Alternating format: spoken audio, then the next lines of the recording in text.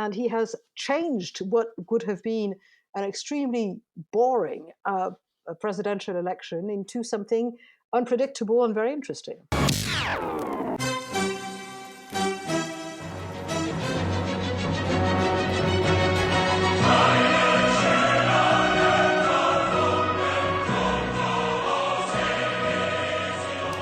In our electoral war room episode 8 months ago, we at Uncommon Decency argued that the French political landscape ahead of the presidential race next May was ripe for a populist upset. In other words, we believe that the scores of pollsters predicting a Macron-LePen runoff contest could be proved wrong by France's ever so facetious electorate.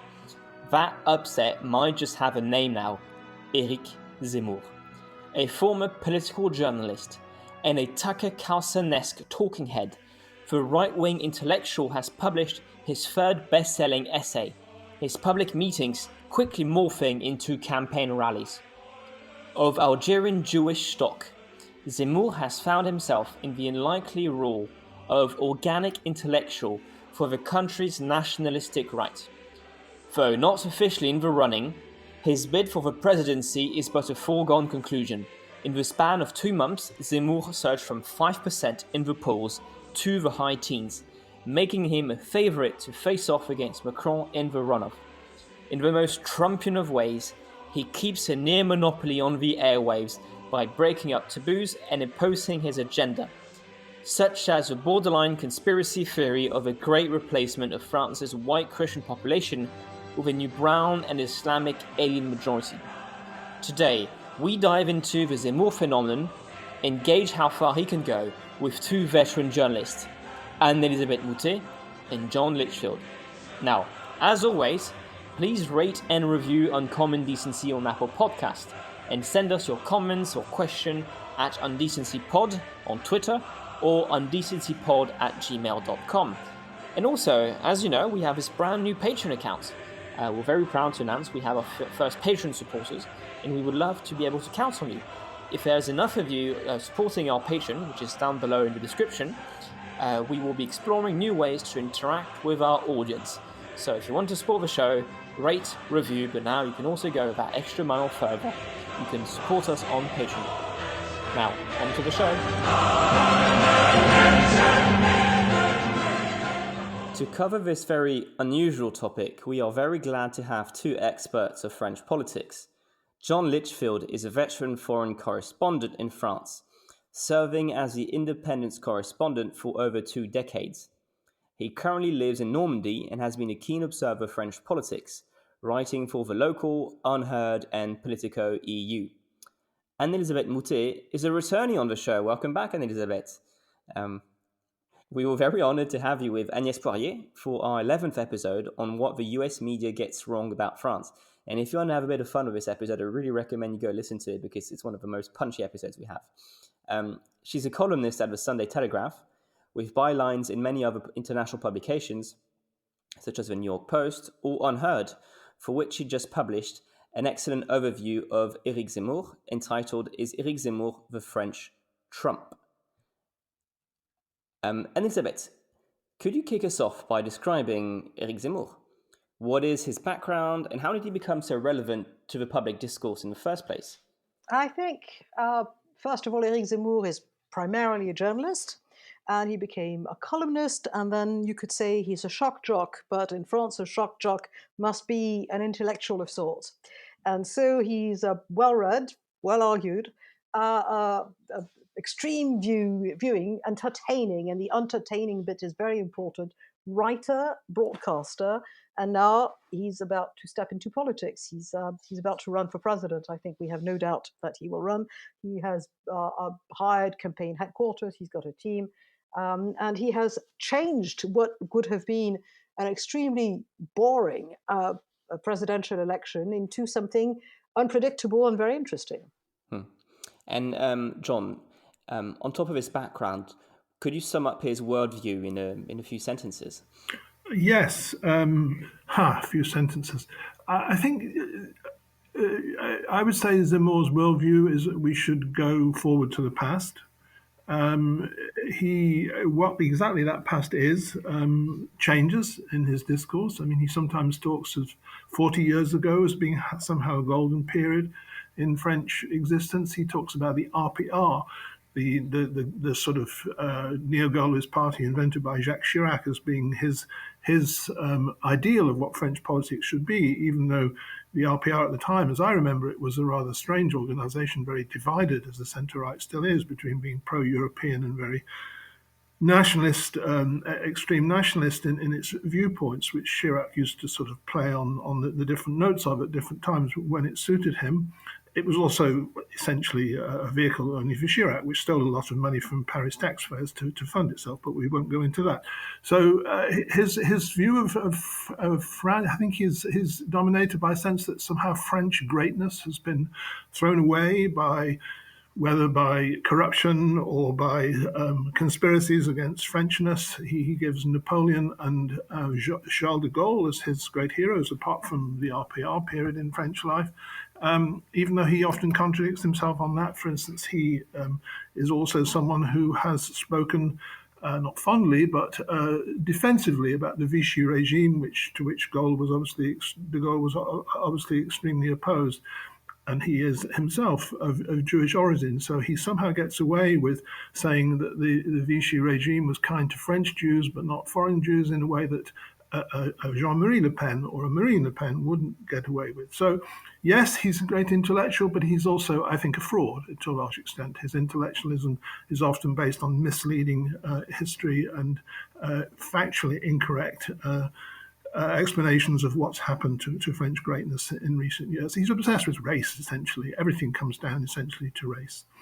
Well, and delving a little deeper here in some of his major campaign themes, and perhaps the most important campaign theme of Éric Zemmour at this point is the demographic fate of France, right? And the idea of the grand remplacement. This was the concept obviously developed by another right-wing intellectual, Renaud Camus, and the concept describes, at times with conspiratorial undertones, the demographic change of France from being a white Christian nation to a majority African/Islamic one. So Zemmour says he fears that this will end up in a civil war, with the terrorist attacks of the past year being only the tip of the iceberg. Now, this is obviously a very bleak vision of French society, but as we're seeing with polls showing that Zemmour's support is growing, it seems to resonate with a wide part of the electorate. Just how much does it resonate with the electorate, and what are the chances that Zemmour is going to strike a chord with French voters? Starting with Anne-Élisabeth and turning to John. The thing is that when you say there's a theory of le grand remplacement, Renaud Camus, the man who formulated it, really hints at the fact that it's masterminded by those cosmopolitan sort of shadowy figures that we know so much about from history, which it's really an extreme right trope. I don't think Zemmour says it's planned, or I've never heard him, and I've not read him saying that it was planned by someone outside the nation. But the idea that French society is changing is actually something that people observe, and they react better, for better or worse, depending on actually what their own experience of seeing French society change. And it is perfectly true that when it's not so much the color of people, it's the social conditions of people that make of the change in French society come with a change of perceptions of security. All politics is perception, and therefore Éric Zemmour has an appeal because people are told that what Emmanuel Macron has called la créolisation de la société is something that is devoutly to be wished for. And when people's cars are being burnt under their windows in difficult areas, the equivalent, if we were in America, of the South Bronx at one time in the history of New York, for instance, it's very obvious that they feel that there's a disconnect. And so I think by not calling it so often le grand remplacement, but saying that there's a change in French society and that it's not a good thing, he is going to find a lot of people who would not want to be either called racist or do not think they're racist. Whether they are is open to question depending on individualities. It's not a group per se, but who certainly feel that today politicians fail to address one of their main concerns. This is where the change in French society is something that will bring people over to Zemmour. John, would you like to react? Yes, I would. Yeah, I mean, like with all things with Zemmour, he plays with the words and he plays with the facts. Yes, in his most recent book, from my reading of it, he does talk about the Grand Remplacement as something willed and as something intended, not just as something that's happened by accident. Other points, he's less clear on that. And I agree with Anne-Élisabeth. This area is a huge problem, not because, and Zemmour plays with the figures, not because the numbers are so overwhelming that France is going to become a majority a Muslim nation by, I think he says 2050. I mean, the figures just don't support that at all. There is an enormous issue with disaffected, often violent young people of black and brown skins or Muslim backgrounds in the inner cities, or not the inner cities in France, but more the inner suburbs in France. And I spent many interesting days in such places before I got too old and my knees too creaky to walk around them. So, I don't myself downplay the importance of that as an issue. But, it's all very well to raise things as an issue. And to offer possible solutions to it. I mean, what does Zemmour say about these things? He talks about the French economy having, or France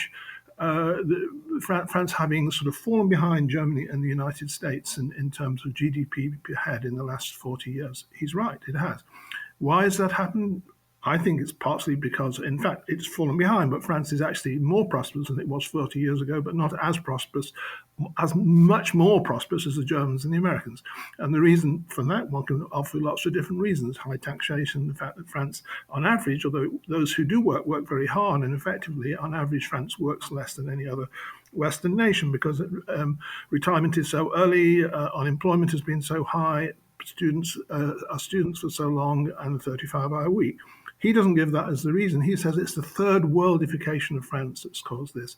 What does that mean? It means that black and brown people are responsible for bringing down the sort of basic prosperity of the country. There's no evidence of that whatever. I mean, who kept on working through the pandemic, coming into Paris in crowded trains and buses to do the basic work which couldn't be done from home. It was mostly black and brown people from the banlieue. You don't hear that from Zemmour, which is not to say there isn't a problem. There clearly is a problem. His solution to it is to sort of essentially bring on the civil war that he says he fears, because he's suggesting, never quite clear how this would work either, that France should go back to a law from the early 19th century, which means that there should be no more Mohammeds and no more Faridas. Everyone should be called Anne-Élisabeth or John or Jean. I don't think, I mean, is that a serious proposal by a serious politician? He's also sometimes implies that he thinks that those Muslims in France who don't assimilate, and he doesn't really define exactly what that means, whether it would mean giving up Islam, should be somehow got rid of. But huge numbers. I don't know how many Muslims are in France because the figures are very difficult to get at, but it's probably about 5 million, I think. Many of those are people who are in third or fourth generation families. In other words, they are French. They're not Algerian or Tunisian or Moroccan. So you have to start from where you are. Can't start from this sort of vision he has of a kind of return to a past in which France was a white-dominated society. It isn't anymore a white-dominated society, which isn't to say it's going to become a Muslim-dominated society at all or in the near future. There's something interesting going on in the election. It's because Zemmour is not officially a candidate yet. We all know he's going to run, but that makes him kind of in a strange position of not having to roll out a program yet, but at the same time being able to push his themes. But I want to focus on Zemmour and Europe, because Zemmour, like many people in the kind of nationalistic right, is very much hostile to the EU. He's well known for opposing the establishment of a constitution for Europe back in the 2005 referendum. I think he also voted no in the Maastricht referendum in 1992. He lambasted Marine Le Pen, nonetheless, for focusing a 2017 campaign on the EU so heavily and he is nowadays completely opposed to Frexit. Anne-Élisabeth, where does Zemmour lie on the EU? Is there kind of tactical posturing here? And could this issue, this ambiguity, be a weak spot for Zemmour? Well, first of all, I think the French themselves are beginning to feel slightly ambiguous about Europe because, by and large, they've been brought up with the idea that Europe, which is the brainchild of founding fathers, two of whom were French, is a good thing, and they feel that there's kind of overreach and mission creep. The other thing is that Zemmour actually studied economics, and therefore he says he sees perfectly well that getting out of the euro is, considering our usual reliance on debt, would be disastrous, and so he's realistic on this one. But this question, like the previous question, the thing about Zemmour is that he still has the journalist view of sort of throwing stuff, casting his bread upon very wide waters and seeing what gives, and working with a context that perhaps foreign observers will not get. In terms of Europe, it's this love-hate relationship with a system in which, as long as it was a way to help France bat above her average, if you like, Europe was useful. But when you take someone like Michel Barnier, and Michel Barnier starts suddenly sort of saying the exact opposite of what he was telling the British during the 4 years of Brexit negotiations, i.e. that French sovereignty should not be impinged by European Court of Justice or other things. That actually, that sort of trouble, that kind of mixed message, is something that really coincides with how the French feel about it, which is why it resonates so well. It's not viewed here so much as a contradiction. And earlier we had exactly the same thing when John says, this whole thing about Christian names. There was a whole period, admittedly in the French past, but in recorded memory and in personal memory, of people changing their names because it was part of the way you became French. And what Zemmour is doing is he's actually sort of sending a dog whistle, if you want, but a sort of not necessarily a noxious dog whistle, saying there was a time when you gave signs that you wanted to be French, and there's a feeling that people who wave Algerian flags at matches where the French national team is fighting the Algerian team, for instance, are waving Algerian flags, and they're shocked by that. This would be something that would be completely acceptable in a place like America, in which the flag is very important, and it's something that still is important but is not in public discourse in France. And that explains, for many things, why you have a feeling that Zemmour has a passéiste and contradictory discourses, that he's actually pushing buttons that nobody else is pushing in the national community. That's how it works. Zemmour on Europe is interesting. I mean, I agree with Anne-Élisabeth that the French attachment to belief in, even understanding of what the European Union is not strong. What struck me in the 2005 campaign on having a constitution for Europe was when I went around. Did a tour all around France, talking to lots of different people, and I discovered that what people hated in the constitution was not the new parts that had been added on; it was the original parts, the Treaty of Rome, the idea of free competition. They hated that. It had been there; they'd been living under it for all those years, but didn't quite understand it. That was on the left. On the right, it was this aspect of French laws being subjected to European laws. Well, that had been the basis of the European Union, not even before the Treaty of Rome, in fact, from the coal and steel community onwards. But Anne-Élisabeth is right. There is huge misunderstanding about that. It is possible to we're going to say manipulate, but it's certainly possible in certain issues come up to have French people talking in a very almost sort of Brexit, UKIP-like way about these things. And I think potentially France is a country that could become rather anti-European in months ahead, or years ahead, I should say. I think Zemmour likes to play with that. He saw that in the last campaign, Marine Le Pen got herself in a terrible tangle about the euro and about leaving the EU because people were scared of the economic immediate effects of that. What's happened with Brexit has not exactly helped that argument very much. And you see now, even in the right-wing French papers, sort of mocking of what's happening in Britain because of Brexit. But at the same time, he does, as Anne-Élisabeth said, like to play with the idea of the EU, of the European Union as a threat to French sovereignty, a French nationhood. Very recently, he put out what was almost like a kind of statement by a politician rather than by a journalist, even though he hasn't entered the campaign yet, on the Polish court's decision to challenge some aspects of European law as being against the constitution of Poland. But he missed a point, I think, because at the end of that statement, he said that we should go back to a situation where French law should have supremacy again over European law, which was not really the point about the Polish case, which is a question of whether the Polish constitution should have supremacy. If you did what Zemmour said at the end of that letter, you would effectively be leaving the European Union. He is essentially destroying the whole basis on which the European has existed since long before 1957, in a sense, since the Treaty of Rome. So whether he understood that, whether he's playing on people's ignorance about it, but it's another example of how Zemmour, in a sense, plays with the en même temps, the ambivalence of French politics as much as Emmanuel Macron does.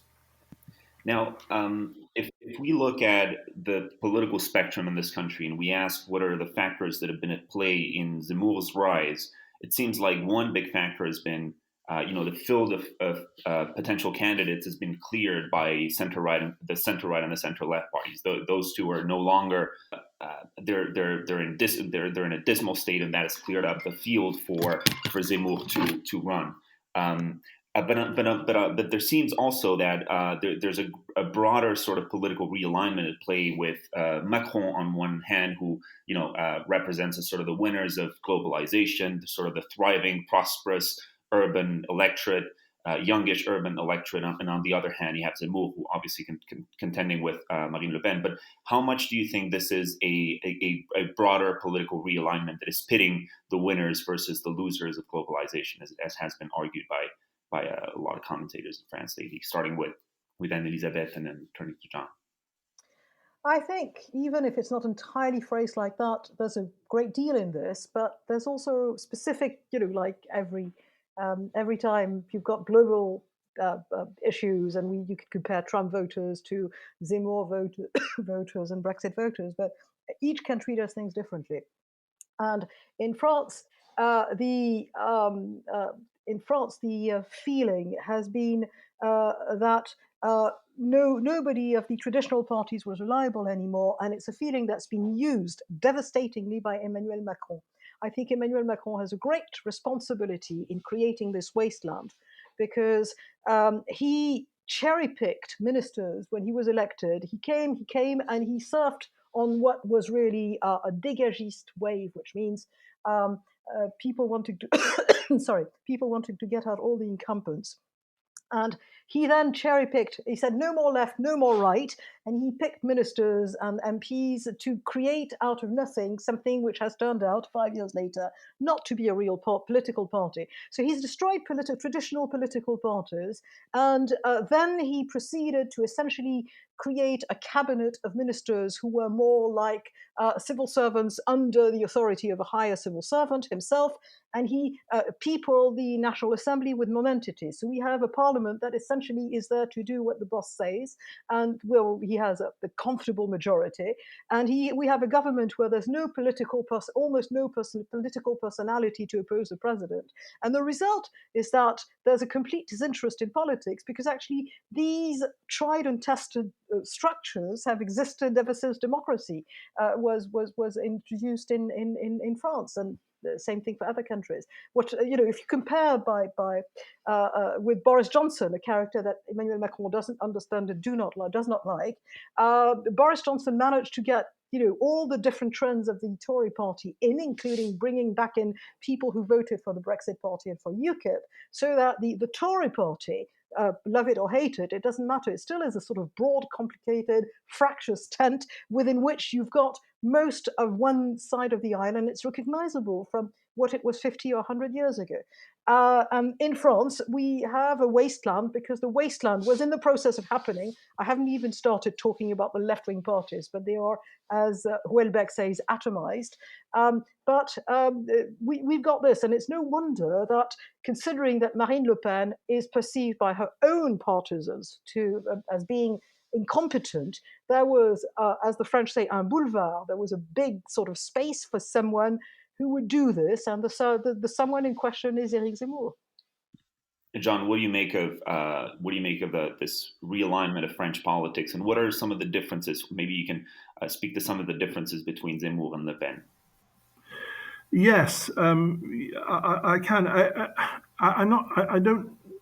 I partly go along with what Anne-Élisabeth said, but the suggestion that somehow Macron is the man who's destroyed the traditional party families in France, on the left or on the centre-right, it seems to me, giving Macron much too much credit. The centre-right in this country in the 20 or 25 years I've been here has been destroying itself gradually and not so gradually. The sort of corruption, the tearing apart, the personal hatreds in the centre-right are an extraordinary subject in itself. We could fill 40 or 50 of these episodes with those, and that was not something created by Macron. It's something that Macron exploited or replaced, if you like. I would argue that Macron has actually been the most effective centre-right president this country has had since de Gaulle, possibly since Pompidou. People might make a case for possibly for Giscard at times, but he has been essentially a centre-right president, which is one of the reasons why people on the centre-right detest him so much, and also why people on the left detest him so much. But I'm going down a bit of a rabbit hole there. The differences between Le Pen and Zemmour. Interestingly, Le Pen tried to change her father's party to bring it in some ways more to the left, to appeal to blue-collar voters, what we call the red wall Brexit voters in Britain, who traditionally been Labour voters, and here had been traditionally more socialist or even communist voters. There were almost two Rassemblement National under Le Pen, one in the north and one in the south. The northern party, which is where her own constituency is, near Lille, is very much the party of working class people, and of working class patriotism, as you like, working class fear of Islam and coloured people as well. And therefore the party itself had to adopt very kind of almost socialistic interventionist sort of policies to please those people. The party in the south is much more of the old Le Penist party, Pujolist party, small businessmen, a lot of people who are from the sort of Pieds Noirs, ex-Algerian communities supporting them down there. Much more traditional French far-right sort of party. There was always a contradiction within her party on that, which she was able to keep together as long as it was expanding. It's begun to become more of a problem, and her own failures and her own well, there are lots of things one can say about Le Pen's failure to finally what she delivered. Maybe what she was trying to deliver was impossible. She was trying to essentially deliver a far-right party that didn't admit to being a far-right party, and there she got the worst of both worlds. The sort of more the more sincere, the most ideologically far-right people hated what she was doing, and it was not really possible finally for her to push it into being a respectable party. What strikes me as the difference with Zemmour is that he doesn't appeal at all, I don't think, and I can see it here in my own village in Normandy, which votes 30% Rassemblement National, even though I'm the only immigrant for miles. It's mostly young people, young sort of working class people who would vote Rassemblement National here, and also that would be true in sort of the more industrial and ex-industrial parts of France. There was then also a more well-off, more educated right-wing vote. I think Zemmour appeals to them. He appeals to people who hated the Rassemblement National, hated Le Penism on the hard end of the centre-right because they thought it was vulgar, because they didn't want to be associated with the more extreme racial, and especially not the more anti-Semitic views associated with the Rassemblement National over the years, or the Front National before. So in a sense, Zemmour, although he says he's appealing to this sort of great anger in this country, a great sense of loss in the country, is in many ways appealing to people who are actually quite well off, well educated, people in the urban areas of France, which have never really fallen as much as they have to him to Le Pen. So he's taking votes from her. He's also taking votes from the hard end of the centre right.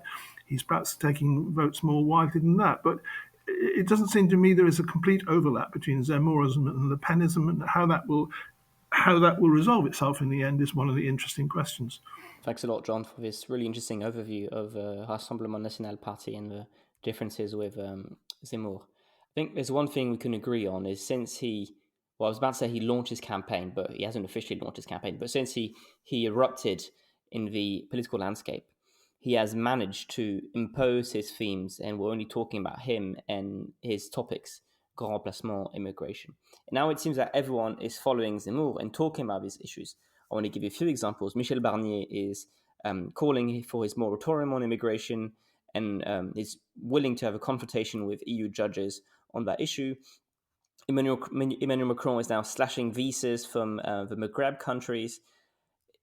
Is the strategy to ape Zemmour, to imitate Zemmour, will that be enough to cut his appeal? Or will that only reinforce him, Anne-Élisabeth?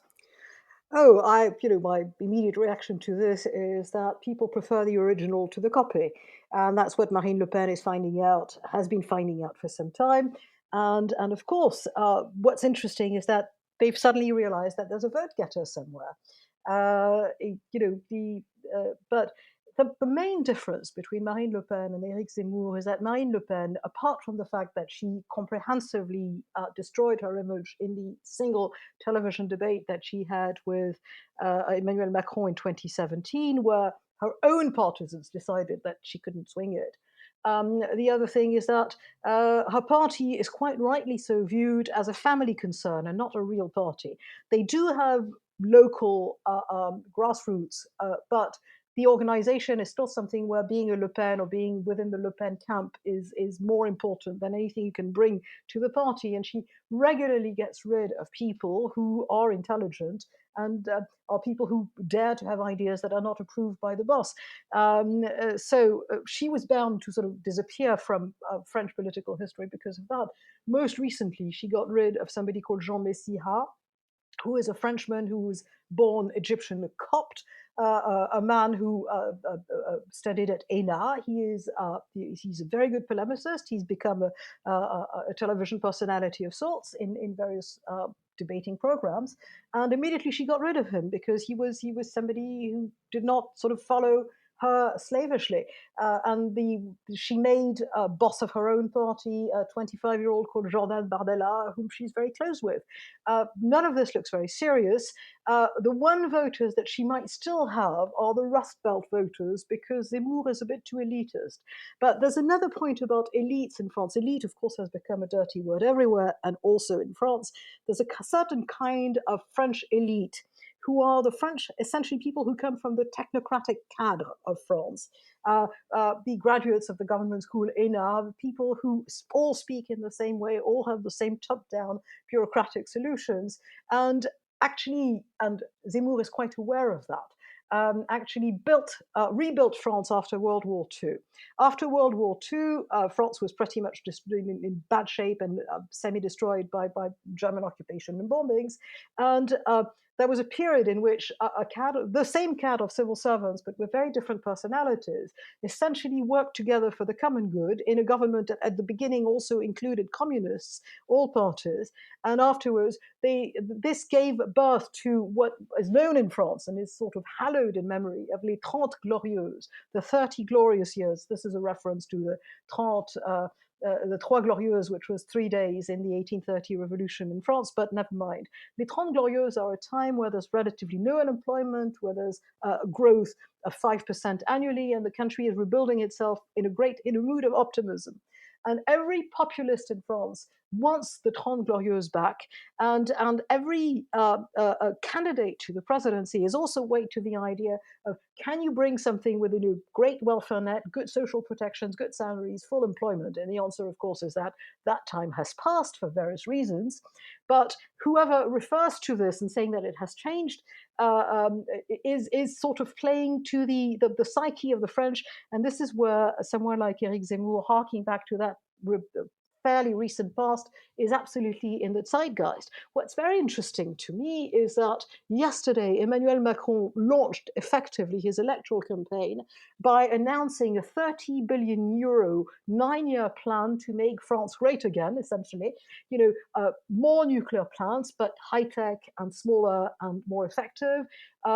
More technology. All of this is probably very good, especially in light of the energy crisis. And then how to make French culture relevant again and create the French Netflix, how to create the French high-tech giants to fight presumably Apple and the rest of the GAFA, which is complete fantasy and which has been something that has been mooted by almost every government in every decade, and it never worked out because these are things that you can't decide top-down. Nuclear industry, good trains, good telephone lines, that's something you can do top-down. It's plays to the French strength, which are infrastructure.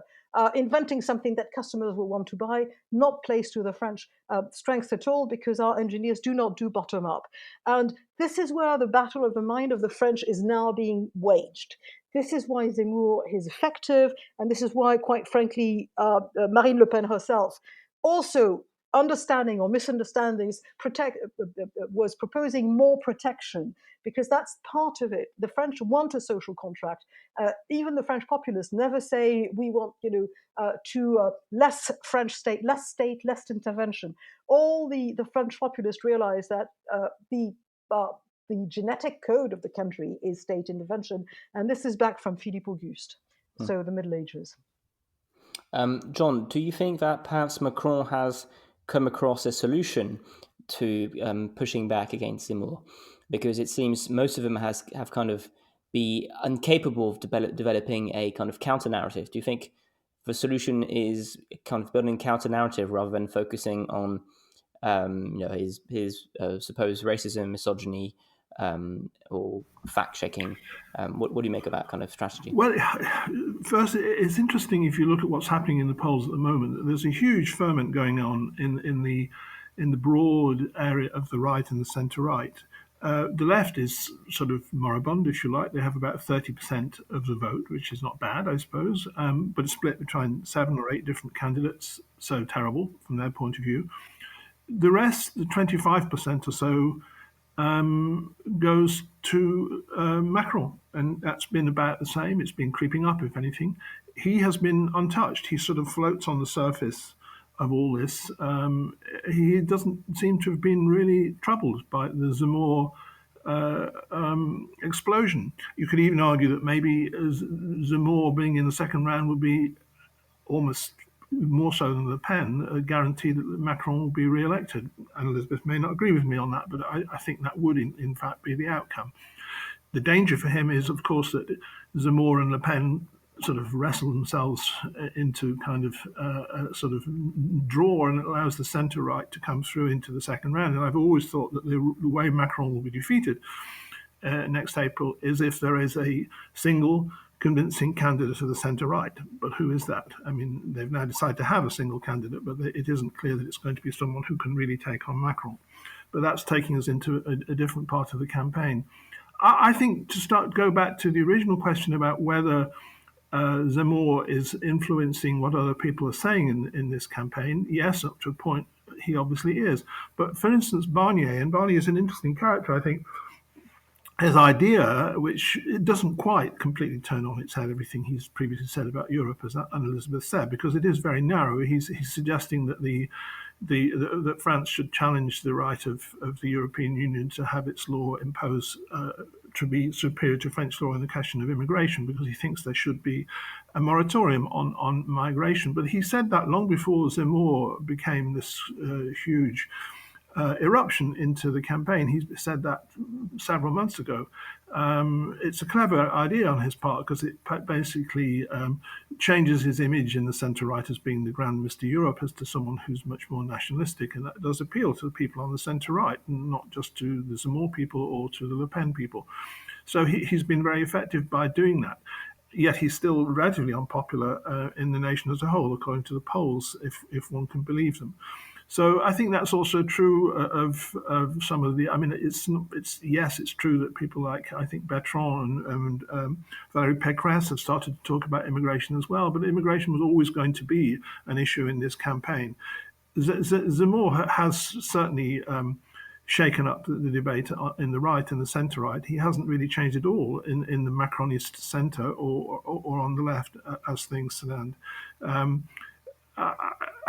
I personally don't think that Zemmour will get into the second round. I think what we're seeing here on the part of Zemmour is something, in a sense, much more long-term, and to me, something much more dangerous, which is he is, as Anne-Élisabeth suggested earlier, essentially he is what his eruption into the campaign is the death, really. It's going to probably destroy what was the old centre-right, always fractious, always divided, and split the country more into a kind of nationalistic anti-European right, subsuming Zemmourism and Le Penism and the hard end of the centre-right, and then a kind of a slightly amorphous pro-European centre represented by Macron, but also increasingly by part of the old Les Républicains. It was interesting this week also that Edouard Philippe, Macron's former prime minister, has launched this party, which in its long term, I think, is intended to take away part of the present Les Républicains coalition and make it part of the more Macroniste or eventually Philippist, maybe in 2027, new coalition of the centre and the centre-right, maybe part of the left. And then the sort of fractures left, whether it will ever come to agree on one thing or not in the future.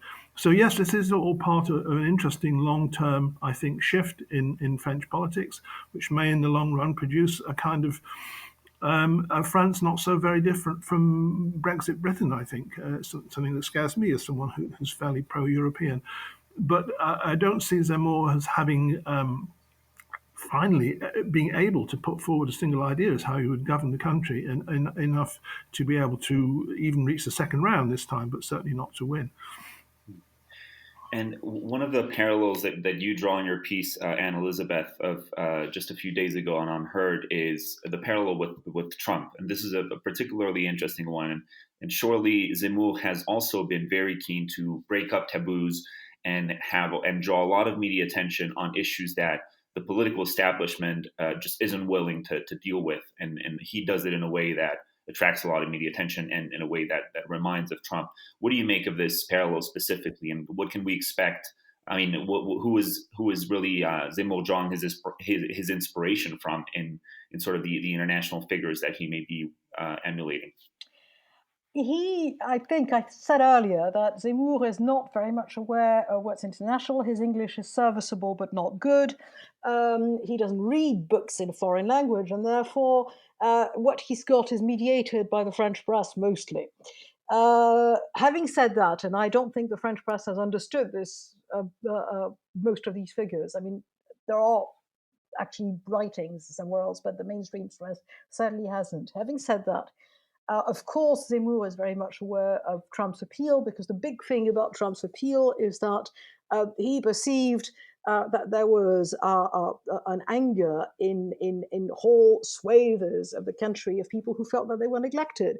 This is the same thesis as David Goodhart's, the road to somewhere, the division between the anywheres, the people who live in big cities, could work any place in the world and feel themselves as part of a culture rather than part of a place, and the people who are stuck where they are and who know mostly their neighbors and the people they work with, and who belong to an area and feel that they've been left left behind by globalization. This back to what we started with. The person who's been writing about this is Éric, Christophe Guilluy, a French social geographer, who for the past 10, 15 years has been writing books about the fact that there is such a thing as peripheral France. He doesn't mean by that the France that is at the borders, but he means these are the parts of France, small towns, and whole areas of the country which do not have access easily to the basins of employment in large metropolises, and who cannot, if the large company or whatever company is providing employment in their town closes down, nobody's going to replace it. There are no jobs. Their houses, if they own them, are worth nothing because nobody wants to go and live there. And these are people who manifest themselves from time to time outside the structures of political discourse. And they were, of course, part, not all, but part of the Yellow Vests. And they still feel that the country doesn't treat them well. You can perfectly argue that they have been left behind, far less behind than in northern England or in America, because they still have a French health system that works relatively well. They still have a system of pensions which is not generous, but which is enables you to eke out a living, which is very different from being completely poor. But still, perception is reality. These are the people to whom also Zemmour appeals, and it's interesting because some of them will have read him, but many of them will not have read him because they don't read those kinds of books, or indeed many books. What's interesting is how he connects with that part of France, and that's where his way of doing this is very different from Trump. Trump was demotic and vulgar, and the way Trump speaks, I mean, it's been told to me by friends in New York, is he used to go with construction crews. His father used to send him with construction crews in Queens, and he speaks like those construction crews, and he has this feeling it's because he's worked with these people for several years growing up. He understands them, which is not entirely false, and certainly the connection existed when he made them. And the one thing about Zemmour is that Zemmour says complicated things, intellectual things, possibly false things, but he says them in a way that normally would not appeal to peripheral France, except that the French are different from the Americans, possibly also from the English, certainly from the English.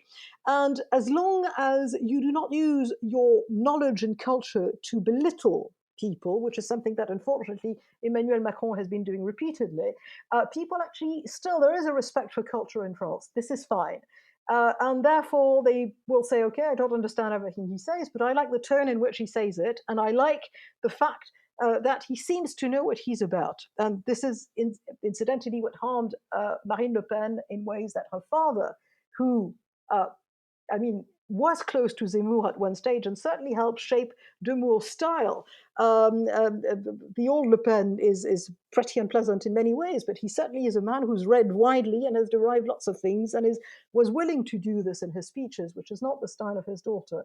So what I'm saying is that you've got a populist who is both there to be sort of to reflect the needs of people who feel themselves neglected, and at the same time who has a style which is specific for France but might appeal to parts of those somewheres that he would not touch in an Anglo-Saxon country to shorten things.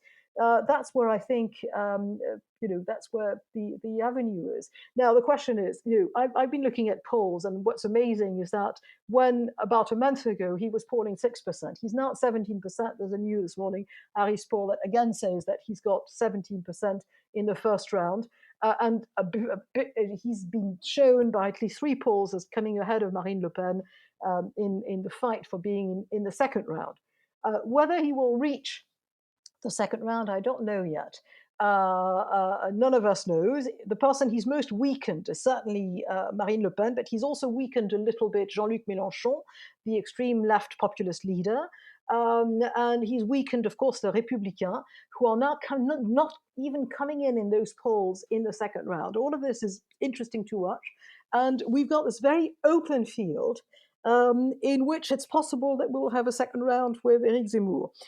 Right now, polling says that Macron will win in every case. Macron wins in the second round, whether he has a Républicain face a Républicain, whether he's facing Zemmour, and he wins even a bit sort of more in the case of Zemmour, because I don't think people have sort of got into their heads that Zemmour could succeed. right now they see him as a protest vote and an entertaining protest vote, which is important. It depends entirely on what kind of a platform Zemmour is going to come up with in the next few days when he finally declares. And if he declares with something that's believable, and if he attacks Emmanuel Macron on his great big presentation of yesterday, and he does this successfully, and that's a lot of ifs, then I think we can't predict what's going to happen. My bet is still that Macron would win, but I think it's going to be a narrow race. John, any thoughts on the Trump-Zemmour comparison? Yes, because I disagree with Anne-Élisabeth on one thing there. I mean, not with all of it, but I agree. I disagree that Zemmour appeals to the sort of David Goodhart, somewhere, nowhere, Gilets jaunes, peripheral people as much as she says he does. I don't think that's his appeal. I think Zemmour perhaps takes some of those people. I think those who remain with Marine Le Pen and those who maybe remain somewhat with Mélenchon are more those people than the core of the Zemmourist constituency. The core of the Zemmourist constituency is people who are quite well off, who are quite well educated, who are maybe Catholic, who are certainly, there are also quite a lot of Jewish people who go along with Zemmour, who are not necessarily poor Jewish people, who go along with Zemmour, even though there are weird and racial aspects of Zemmour's appeal, which you would think would not appeal to Jews. But I think a lot of Jews in France are very fearful of Islam in France, maybe partly correctly, maybe incorrectly. And so he appeals across that strange kind of coalition. I don't think he appeals, and I said, in my own area, which is 30% Rassemblement National voting, I don't sense from talking to people that they really can't even know who Zemmour is, because they don't watch Sane News, where he was the kind of resident preacher for so long. They don't read his books. I think something about Le Pen still resonates with them. It's possible he can move into that area, but for the moment, I think the interesting thing about Zemmour is he isn't really taking that constituency over completely from Le Pen. He's built another constituency which goes partly into the territory of the centre right rather than the far right. So comparisons with Trump. Yes, his way of speaking is obviously quite different from Trump's, as Anne-Élisabeth said. But it's also somewhat overlaps with the whole Brexit argument in Britain and Johnson, Farage, and so on. Essentially, it seems to me that it appeals to people who have a sense of loss, who maybe not necessarily hugely badly off, but people can have a sense of loss, having lost the country they grew up in, having lost the world they grew up in, without necessarily being poor and struggling and suffering. And I think there are a lot of people in France who think that way, who don't like seeing black and brown faces on the television reading the news. There are a lot of people in France who understandably feel threatened by what goes on in the banlieue. There are a lot of people in France, maybe in the male side of the population, who like the extremely excessive sort of anti-women rhetoric of Zemmour, which we haven't spoken about yet, and I'd be interested to hear Elizabeth's view on that, where Zemmour believes that the world that we live in now is kind of feeble because it's too dominated by women, and that men should dominate as they did in the past. So he appeals across. It's a much more difficult constituency to define, I think, the Zemmour constituency. It's not simply this kind of Gilets jaunes constituency that was partly that of Trump, partly that of Brexit. But those constituencies were much larger as well. Trump appealed to anti-tax Republicans who were very well off, and the Brexit constituency in Britain was not simply people in the sort of poor industrial towns in the north. And Elizabeth, I know we are a little over time, but if you want to respond to what John said, let us know. Well, yes. I mean, it's there's one thing. I mean, I don't want to give the impression that I think Zemmour should get a pass on women, because of course he shouldn't. He's being pretty ridiculous. I also think that he's a shock jock, and that as he goes into politics and he declares his candidacy, I think we will actually see him certainly not, go do a 180-degree reversal, but he will indicate by sort of getting more emollient about this, that he was just sort of, teasing the readers, the viewers, whatever. I'm not saying it's necessarily a good thing, but I also know that he's got this instinct for the psyche, the general psyche. The feminization of society is both an absurdity and something that appeals with people saying, well, there's a lack of responsibility. And nowadays, men do not take responsibility for things. And I think all of this is mixed in this sort of inchoate porridge of more or less toxic ideas that he has devised. Having said that, the thing about Zemmour, and you may say that this is an incredibly unfair pass, and that's the one thing on which it can be compared to Trump, is that whereas any other politician saying this would not get a free pass, people who like Zemmour already, including women, including people who are not Le Pen voters, would be Le Pen voters, are people who will say, oh, well, this is just Zemmour being Zemmour. Just as they said, oh, this is just Trump being Trump. I mean, the things that Trump said, the pussy grabbing and all that, that was very obviously something that would not have been acceptable left or right in America. And yet it did not harm Donald Trump, essentially because they said, okay, we know what he is. We don't care. He's the uncle who disgraces himself at the end of a family dinner. That's it. I don't care. He annoys the other. This is the primary point. And I think that is one of Zemmour's strengths, is that he is perceived like that still. At one stage it will stop, but it never stopped for Trump. This is one of the mysteries of politics in the age of sort of neopopulism, if you will. Thanks a lot, Anne-Élisabeth. That's a great place to conclude. Thank you to both of you for this deep dive into Zemmourism, and I'm sure we'll have a lot more to say about him as the campaign continues, because it doesn't seem like he wants to stop. At some point, it was ambiguous whether he would actually run, but I think at this point, there's no doubt whatsoever. Thank you to both of you, and to all our listeners. See you next week. Et voilà, Anne-Élisabeth Moutet and John Lichfield are out. So, François, what did you think about this episode on Éric Zemmour? I've been following Zemmour for a long time because he's been a media figure for a long time. He's been writing for Le Figaro. Over the past 2 years, he had this show on CNews, which exploded. I think he increased the audience 12-fold or 13-fold, something ludicrous like that in 6 months. So he's become a very important media figure, and he's often making the headlines. And it's been a very long time that people started saying, you know what, you should actually run for the presidency. You have very strongly political ideas, and you complain that no one is doing the job. Why don't you run? And I think at some point he found the people around him who told him, okay, this is now your chance. He has this kind of specific ability as well. He's an intellectual. You may contest how intellectual he is, but he's identified as an intellectual. That gives him an advantage. But he also has this kind of specific advantage, which some politicians have, like Sarkozy, it's like Trump, is that he is unsinkable. It's going to be very hard to find one scandal that will sink his run.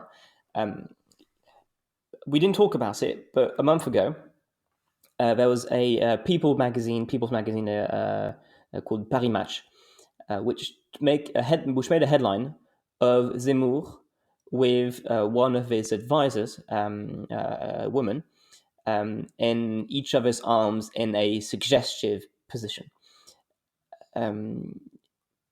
So, and there's a lot of kind of stories going on that he has affairs and yada, yada, yada.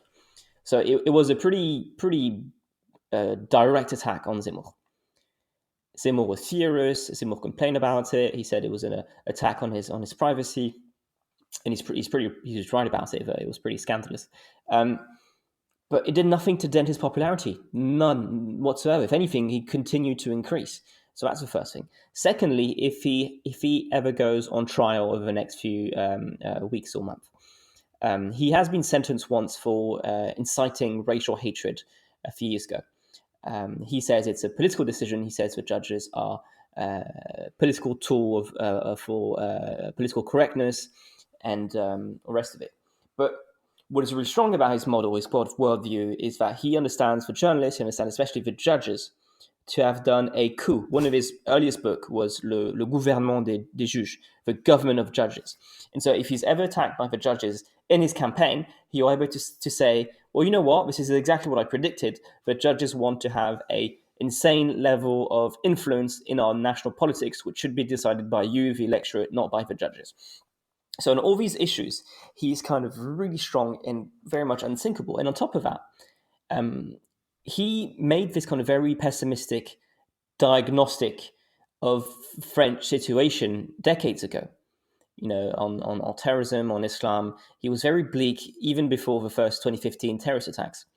And back before 2015, everybody would say, you can't say that. You're being racist.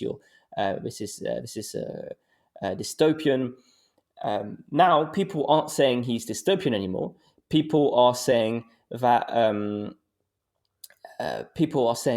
his solutions are not up to the task, or he will actually make things worse. But what's really interesting is he has this kind of advantage for being the very first person to present this kind of very dystopian view of French society, which is now shared by a large chunk of the electorate.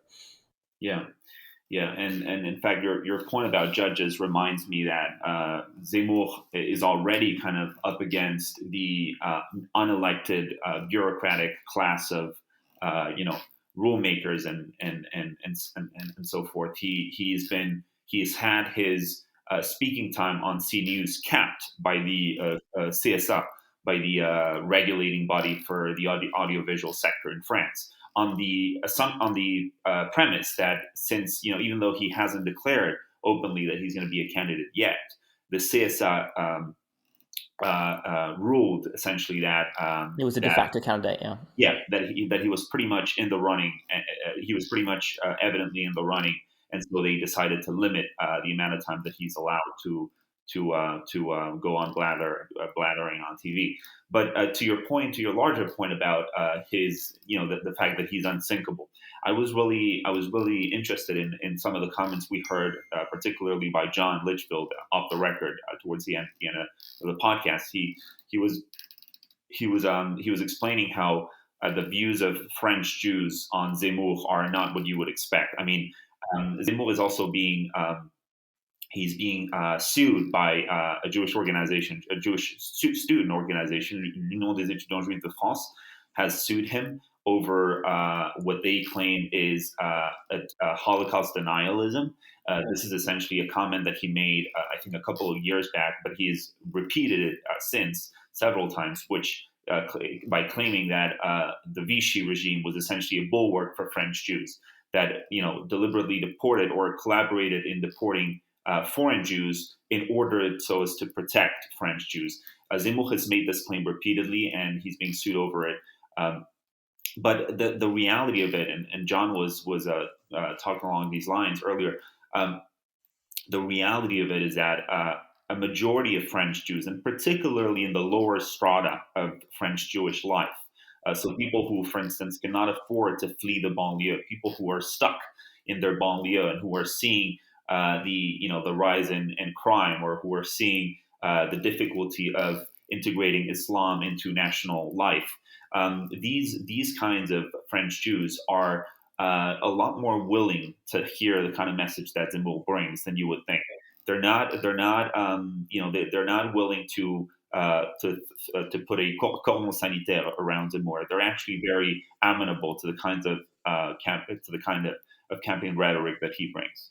Yeah, it's a very interesting situation. I think there's a lot of debate within the Jewish community. The president du CRIF, which is a representative body of the French Jews, said not a single Jewish vote should go to Zemmour. And I think in reality, it's going to be a much more complex landscape than this. I just want to go back to this kind of his pessimistic view of French society. A lot of commentators have made the parallel of Trump, but also the parallel of Emmanuel Macron's 2017 run, when he benefited from the realignment politics of the time. But I think while in 2017 the French were already as pessimistic as they are, they believe France is in decline, they believe there's too much immigration, they believe that French society is in a very tense situation, and also very pessimistic about globalization. They still decided to vote for Macron's rosy optimism, because I think in elections, people do not want to back a pessimistic Cassandra, like in the... Cassandra, the Troyan priestess, that saw the truth but nobody believed because it was so bleak. She was cursed to utter true prophecies. Zemmour could be that kind of Cassandra because he's always been very pessimistic and might resonate with the electorate. But can he transcend his pessimistic and dark analysis of French society and present the equivalent of what Boris Johnson did in the 2019 campaign in the UK? Because he not only managed to make sure the campaign was on Brexit, he focalized the campaign on Brexit, just like Zemmour is managing to focalize the campaign on immigration and identity. But more than that, he presented the famous oven-ready solution to Brexit. Vote for me, I'll go in office, and I've got my oven-ready Brexit plan. Zemmour needs to pivot from very pessimistic Cassandra to someone who says, if you vote for me, I have a solution. I can bring you back to greatness. And I think that transition is not easy because from my understanding, Zemmour is personally a very pessimistic person in the first place. So what I think is going to be really interesting is to see, will he manage to make that pivot? Otherwise, people will vote for the optimist, even if they themselves tend to be more pessimistic. Wonderful. And with that, this episode is brought to a close. Thank you so much for listening to us. And please remember, if you want to support the show, there are several small things you can do. Please follow us on Twitter. Please do subscribe on whatever podcast platform you use. And also, most importantly, if you'd like to financially contribute, however small an amount that you make, please do support us on Patreon. We have an account that is up and running. We have shared the address on our Twitter page. Please do consider supporting us on Patreon. And thank you so much for listening to this episode, and see you next week. See you next week. And if you want the Patreon, it's in the description right below. Yep, scroll down, here it is. See you next week.